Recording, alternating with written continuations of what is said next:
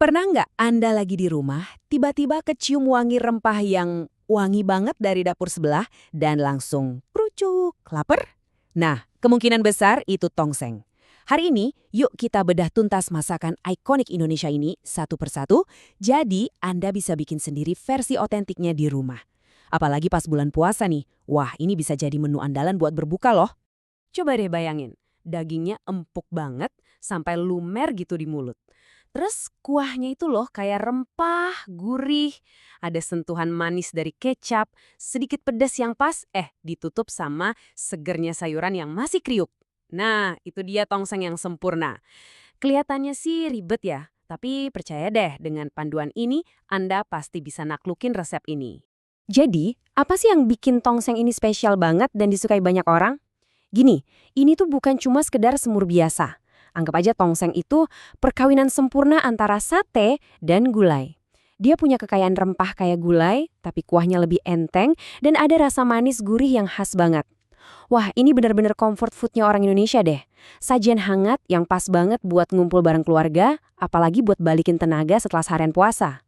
Oke, sekarang kita bongkar rahasia di balik rasanya. Biar gak pusing, semua bahannya kita bagi jadi 3 kelompok utama ya. Jadi kita bisa lihat persis, tiap bahan itu tugasnya apa sih dalam menciptakan rasa tongseng yang wow itu.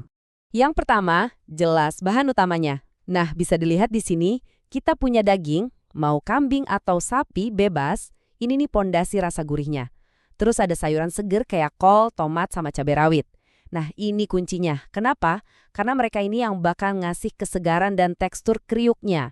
Kita masukinnya belakangan banget, jadi rasanya kontras sama kuah yang medok itu. Sekarang, kita masuk ke jantungnya masakan ini, bumbu halus. Ini dia nih yang bikin rasanya jadi dalam, kompleks, dan otentik. Lihat deh semua rempah ini. Ada bawang, kemiri, kunyit, ketumbar. Nah, triknya di sini, misalnya kunyitnya dibakar dulu atau kemirinya disangrai sebelum diulek, itu tujuannya buat membangunkan aroma dan minyak alaminya. Langkah sepele kayak gini, tapi hasilnya beda jauh. Dan lapisan rasa terakhir datang dari geng aromatik ini, daun salam, serai, dan lengkuas. Kuncinya lagi-lagi di tekniknya. Jangan cuma dicemplungin gitu aja ya. Serai sama lengkuasnya itu digeprek dulu. Istilahnya kita bangunin mereka, biar minyak atsirinya keluar. Nanti pas ditumis, wih, aromanya bakal semerbak ke seluruh dapur. Oke, semua pemainnya udah kumpul. Sekarang, bagian paling asyiknya, kita satukan semuanya jadi satu mahakarya. Ini dia panduan lengkapnya. Langkah demi langkah, dijamin anti gagal buat bikin tongseng yang sempurna. Prosesnya ini seru banget loh. Kuncinya itu di detail-detail kecil misalnya. Pas rebus daging, jangan lupa buang busa kotorannya biar kuahnya bening. Terus, pas numis bumbu, nah ini, harus sabar. Tumis sampai bener-bener mateng dan wangi biar nggak ada rasa langu. Dan yang paling penting nih, pas santan masuk, apinya kecilin terus aduk pelan-pelan biar santannya nggak pecah. Terakhir, sayuran sama cabenya, masukinnya semenit 2 menit sebelum diangkat aja. Biar pas dimakan masih segar dan keras. Nah, setelah capek-capek di dapur dan hasilnya semangkuk tongseng yang luar biasa, sebenarnya apa sih yang masuk ke tubuh kita? Yuk kita intip nilai gizinya. Karena ternyata tongseng ini bukan cuma enak, tapi juga gizinya seimbang. Pas banget buat mengembalikan energi. Ini nih yang paling penting, apalagi setelah seharian puasa. Tubuh kita kan butuh banget protein buat reparasi, ya kan? Nah, tongseng jawabannya. 1 mangkok aja itu udah ngasih kita sekitar 22 gram protein. Itu jumlah yang lumayan banget buat bantu perbaikan sel-sel tubuh dan bikin kita bertenaga lagi. Dan ini dia rincian lengkapnya. Jadi energinya itu sebagian besar dari protein dan lemak baik dari santan. Ini bagus karena ngasih energi yang awet, bukan yang bikin gula darah naik turun. Karbohidratnya juga nggak berlebihan. Terus ada bonusnya. Vitamin C dan K dari kol dan tomat segar yang bagus buat daya tahan tubuh. Wah, benar-benar paket komplit buat menu buka puasa kan? Tunggu dulu, jangan kemana-mana. Sebelum kita selesai, saya punya satu tips pamungkas yang penting banget nih, khusus buat Anda yang mau pakai daging kambing.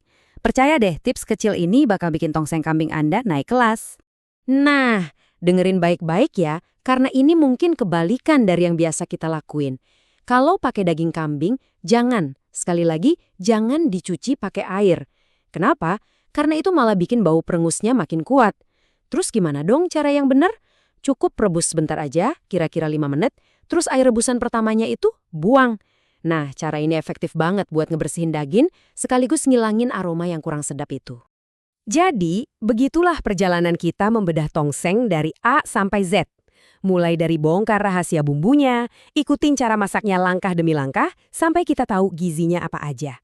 Sekarang, Anda benar-benar punya semua senjata yang dibutuhkan buat menaklukkan hidangan luar biasa ini. Sebuah mahakarya yang empuk, gurih, dan pastinya bergizi. Jadi pertanyaannya sekarang bukan lagi gimana cara bikinnya, tapi kapan nih mau dieksekusi? Semoga panduan ini bikin Anda makin pede buat masuk dapur dan bikin tongseng mahakarya versi Anda sendiri ya. Jangan takut buat coba-coba, dan selamat memasak!